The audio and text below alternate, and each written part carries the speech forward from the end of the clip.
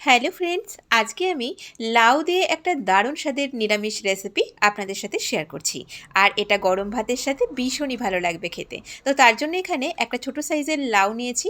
লাউটাকে ছোট ছোট টুকরো করে কাটা আছে, আর এটাকে ভালো করে ধুয়ে নিয়ে এখন এটাকে আমি একটু বয়েল করে নেব। কড়াইতে দিয়ে দিলাম এর মধ্যে স্বাদ মতো একটু লবণ। এর মধ্যে কিন্তু কোনো এক্সট্রা জল দেওয়ার দরকার নেই।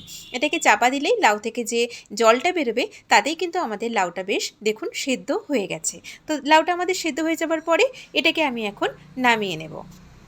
সেদ্ধ লাউটাকে আমি একটা মিক্সিং বোলের মধ্যে নিয়ে নিয়েছি। এবারে এর মধ্যে আমি দিয়ে দিলাম 3 টেবিল চামচ মটর ডাল বাটা। মটর ডালটাকে বেশ কিছুক্ষণ ভিজিয়ে রেখে এটাকে আমি পেস্ট করে নিয়েছিলাম। দিয়ে দিলাম এর মধ্যে প্রায় 2 টেবিল চামচ মতো নারকেল বাটা। নারকেল বাটাটা দিলে কিন্তু খুব ভালো এটা খেতে হয়। দিয়ে দিলাম এর মধ্যে একটু পোস্ত আর একটু সর্ষে আমি একসাথে বেটে নিয়েছিলাম, সেটা দিয়ে দিলাম এর মধ্যে স্বাদ মতো লবণ আর চিনি।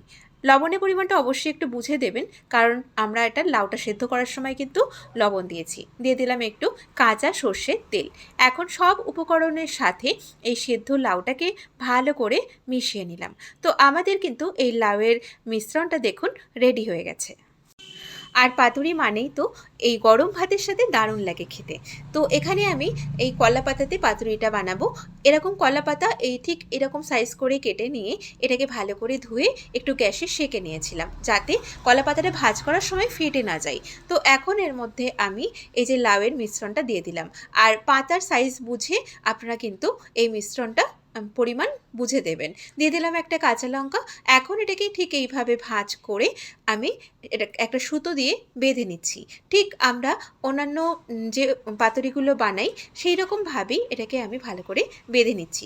এইভাবে প্রত্যেকটা কলা পাতাতে আমি পাতুরিগুলো রেডি করে নেব। নিরামিষের দিনে আপনারা কিন্তু লাউয়ের এই ইউনিক রেসিপিটা তৈরি করতে পারেন। দেখবেন খেতে দারুণ লাগবে। আর এটা বানানোও কিন্তু বেশ সহজ।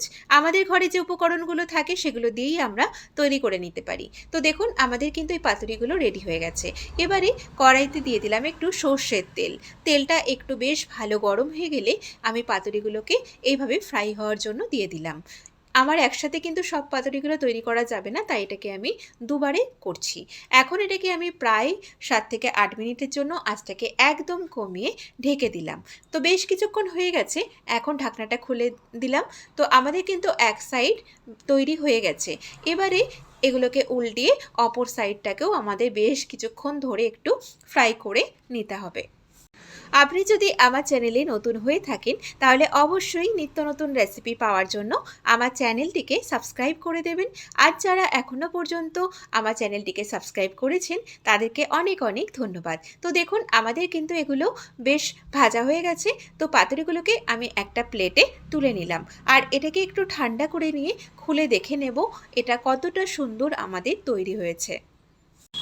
আপনারা দেখলেনই তো এটা বানানো কতটা সহজ। তো আপনারা অবশ্যই একদিন বাড়িতে ট্রাই করবেন। আর গরম গরম ভাতের সাথে খেয়ে দেখবেন, দারুণ লাগবে খেতে। তো দেখুন এটা কি সুন্দর আমাদের তৈরি হয়ে গেছে। তো আমার আজকের ভিডিওটা যদি আপনাদের ভালো লেগে থাকে তাহলে অবশ্যই ভিডিওটাতে লাইক, শেয়ার, কমেন্ট করবেন। আর চ্যানেলটিকে সাবস্ক্রাইব করবেন নিত্য নতুন রেসিপি পাওয়ার জন্য। আপনারা সবাই খুব ভালো থাকবেন, সুস্থ থাকবেন। নমস্কার।